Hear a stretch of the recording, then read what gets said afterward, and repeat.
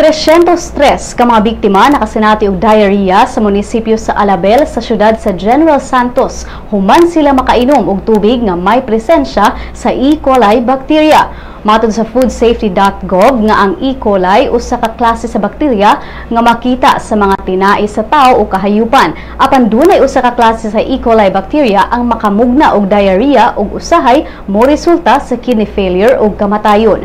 Matod ni Municipal Health Officer Dr. Honorato Fabio nga ang mga biktima nakasinati og sakit sa tiyan, pagsuka ug pagkalibanga. Human sa hitabo gipailawom ang munisipyo sa Alabel sa diarrhea outbreak. Matod sa datos sa Municipal Health Office nga ang mga biktima naggikan sa 8 ka mga purok apan ang labing nagrabihan mao ang mga residente sa purok Santo Niño. Nasayran sa Health Office nga naggikan sa mga kasapaan ug tabay ang tubig nga giinom sa mga biktima. Kahinumdumang nakasinati og hulaw ang munisipyo sa Alabel sa miaging mga buwan ug posibleng ang tubig baha mao'y nakakontamina sa giinom nga tubig sa mga residente.